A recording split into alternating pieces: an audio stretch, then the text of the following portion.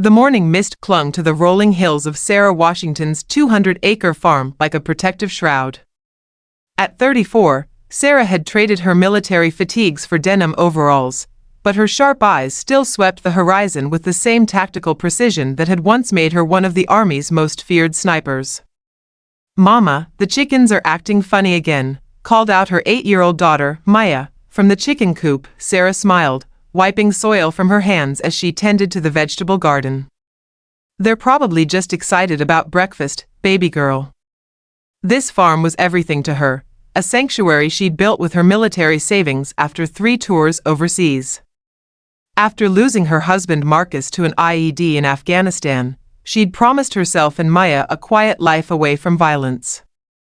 The irony wasn't lost on her that trouble seemed to find her anyway. 3 black SUVs rumbled down the dirt road leading to Sarah's property, kicking up clouds of dust.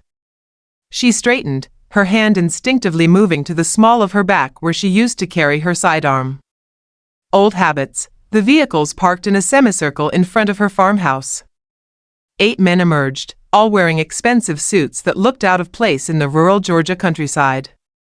Their leader, a tall man with cold eyes and gold teeth, approached with false swagger. "Mrs. Washington? I'm Vincent Torres. We need to talk." Sarah kept her distance, noting the bulges under their jackets. "This is private property. State your business or leave." Torres laughed, a sound devoid of warmth. "Straight to the point. I like that. See, my organization has been watching your little operation here. Prime location, good access to the interstate.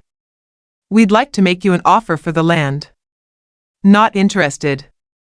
Sarah's voice was steady, but inside, her tactical mind was already assessing threats and calculating fields of fire. "You haven't heard the offer yet," Torres continued, his smile fading. "We're prepared to pay you, let's call it market value. Minus depreciation for the inconvenience you'll save us by leaving voluntarily." "I said no. Now get off my land." One of Torres's men stepped forward aggressively, but Torres held up a hand. "Mrs. Washington, I don't think you understand. This wasn't really a negotiation. You see, we need this location for our business operations. The choice is simple: take our generous offer, or we'll make life very difficult for you and your daughter." Sarah's blood ran cold at the mention of Maya. "Are you threatening my child?" "I'm explaining reality," Torres said, his mask of civility dropping entirely. "You have 48 hours to reconsider. After that, well, accidents happen on farms all the time." That evening, after Maya was asleep, Sarah sat in her study cleaning her rifle, a custom Beret M82 she'd kept from her military days, legally transferred when she left service. Her hands moved with practiced efficiency, muscle memory taking over as her mind raced. She'd done 3 tours as a sniper in Afghanistan, credited with 47 confirmed kills, all enemies of the state who'd threatened American soldiers. She'd earned her Green Beret through blood, sweat, and determination in a world that told her she didn't belong. The irony that she now faced a different kind of enemy on American soil wasn't lost on her. Her phone buzzed. Unknown number. "Mrs. Washington? This is Sheriff Coleman. I heard you might have had some visitors today." Sarah's grip tightened on the phone. "How did you, small county, ma'am?" "Word travels. Look, I'll be honest with you. These aren't local boys. They're connected to some serious people in Atlanta. My advice? Take their offer." The line went dead. Sarah stared at the phone, realizing she was truly on her own. The local law was either bought or too scared to help. She looked at the framed photo on her desk, Marcus in his army uniform, Maya as a baby, and herself in her dress blues after receiving the Silver Star. "I didn't survive 3 wars to lose my home to street thugs," she whispered to the photo. Sarah spent the next day in preparation mode, her military training kicking into high gear. She sent Maya to stay with her sister in Savannah, a precaution that broke her heart but was necessary. Maya cried, not understanding why she had to leave, but Sarah promised it would only be for a few days. Once alone, Sarah transformed her peaceful farm into a tactical battlefield. She knew every inch of her 200 acres, every rise, every depression, every line of sight. She placed motion sensors along the tree line, rigged early warning systems, and prepared fighting positions with overlapping fields of fire. Her farmhouse became a fortress.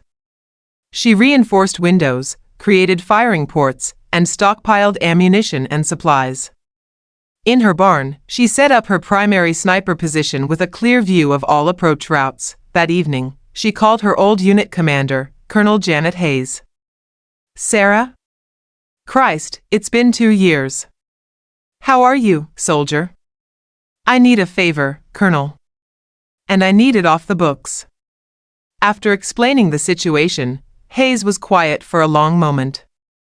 "Sarah, you know I can't officially. I'm not asking for official help, ma'am. I just need to know these bastards can't call in reinforcements from Atlanta if things go sideways." Another pause. Hypothetically speaking, if someone were to make a few phone calls to DEA and FBI field offices about suspicious activity in rural Georgia, and if those agencies were to set up surveillance on major routes from Atlanta, well, that would just be good law enforcement, wouldn't it? Hypothetically speaking, yes ma'am. Watch your 6, Green Beret. You've got guardian angels you don't even know about. The attack came at dawn on the 3rd day, just as Sarah had predicted. Criminals were creatures of habit. They liked the psychological advantage of attacking when their victims were supposed to be sleepy and vulnerable. Sarah had been awake for hours, positioned in her barn loft with her Beret, watching through her scope as 8 vehicles approached her property. More men this time, at least 20. Torres wasn't taking any chances. "Stupid," she whispered to herself, adjusting her scope. "Should have brought more." The vehicles spread out, trying to surround the farmhouse. Through her comm system, Sarah heard Torres's voice echoing across the property via bullhorn, "Mrs. Washington. Time's up. Come out with your hands up and we'll make this quick." Sarah's response was a single shot that turned the bullhorn into scrap metal. The .50 caliber round split the morning air like thunder. Chaos erupted as the gang members dove for cover behind their vehicles. Sarah was already moving to her second position, a depression near the chicken coop that gave her a different angle. "Contact left," someone shouted, using military terminology that made Sarah's eyes narrow. These weren't just street thugs. At least some of them had military training. What followed was a deadly game of cat and mouse across Sarah's farm. Her enemies had superior numbers and firepower, but she had home field advantage and skills honed by years of combat. From her position near the chicken coop, Sarah took out 2 men trying to flank around her barn. Her shots were precise, clinical, center mass, no wasted ammunition. Each target dropped before they even knew where the shots came from. "Where is she?" Torres screamed into his radio. "Find that bitch." Sarah smiled grimly. "Let them come." She faded back into the treeline, using paths she'd memorized during her morning runs. Her next position was 300 yards away, behind a small rise that overlooked the main farmyard. Through her scope, she watched as Torres's men tried to organize a coordinated assault. They moved with some tactical awareness, but they were thinking like urban fighters, all angles and cover. This was rural combat, where patience and marksmanship trumped aggression. A group of 4 men approached the farmhouse, stacking up by the front door like they were breaching a crack house. Sarah's shot took out their point man just as they prepared to enter. The others scrambled for cover, but Sarah was already shifting targets. Shot. Movement. Shot. Movement. Just like in Afghanistan, except these targets were trying to steal her home instead of kill American soldiers. By noon, Sarah had reduced their numbers to 12. The psychological effect was even more devastating than the casualties. These men had signed up to intimidate a single mother, not to fight a war against an invisible ghost who killed with surgical precision. "This is fucked," Torres, one of them shouted from behind a shot-up SUV.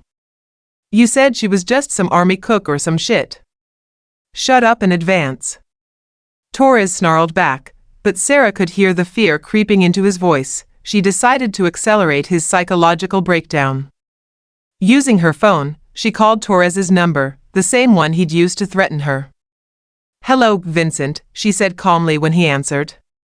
"You crazy bitch. Where are you?" "I'm everywhere." "I'm nowhere. I'm watching you right now through my scope." Sarah actually was. Torres was crouched behind the engine block of his lead SUV, about 400 yards out. An easy shot, but she wanted him alive for now. "You're bluffing." Sarah put a round through the SUV's rear window, 6 inches from Torres's head. He dove flat, screaming orders at his remaining men. "That was me being polite," Sarah continued conversationally. "I could have put that round through your skull, but I want you to understand something first. You came to my home. You threatened my daughter. Did you really think I'd just roll over? Who the fuck are you?" Torres gasped. Sergeant First Class Sarah Washington, former Green Beret sniper, 5th Special Forces Group. 3 tours, 47 confirmed kills, Silver Star for Valor. "And Vincent? You just became number 48. She ended the call and took the shot. The remaining men broke after watching their leader's head explode through Sarah's scope. They ran for their vehicles, abandoning their dead and wounded in their panic to escape her farm. Sarah let them go. She'd made her point, and killing fleeing enemies wasn't her style unless they posed a continuing threat. Sheriff Coleman arrived an hour later with a convoy of federal vehicles. DEA, FBI, and ATF agents swarmed the property, collecting evidence and bodies. Coleman looked shaken as he approached Sarah, who was sitting on her front porch cleaning her rifle. "Jesus Christ, Sarah. What happened here?" "Self-defense, Sheriff. They came onto my property with illegal weapons and threatened my life. Everything's recorded on my security system." An FBI agent approached, a young woman who looked like she'd stepped out of Quantico yesterday. "Ma'am, I'm Special Agent Martinez. We're going to need a full statement, but I want you to know, we've been tracking Torres's organization for months. This ends a lot of our problems." "Happy to help, Agent Martinez. But first, when can my daughter come home?" "Tomorrow, ma'am. We'll have agents posted here until we're sure there's no retaliation threat, but honestly, word of what happened here is going to spread fast. I don't think anyone else will be stupid enough to bother you." 6 months later, Sarah's farm was thriving again. The vegetable garden was producing bumper crops, the chickens were laying regularly, and Maya was back to her normal, happy self. The girl had accepted her mother's explanation that some bad men tried to hurt us, but Mama protected us without needing the gory details. Sarah still kept her rifle clean and her skills sharp. Old habits died hard. But the nightmares had faded, replaced by the peaceful sounds of farm life. She'd found her sanctuary again, and this time, she was determined to keep it. The local newspaper had run a story about the rural standoff that left 14 criminals dead and broke up a major drug trafficking operation. Sarah had declined interviews, preferring to let her actions speak for themselves. One evening, as she and Maya sat on the porch watching the sunset, her daughter asked, "Mama, were you ever scared when those bad men came?" Sarah considered the question carefully. "Fear is just your body getting ready to protect what matters most, baby girl. I was afraid for you, which made me brave for us. Will they come back?" "No, sweetheart. They won't be coming back."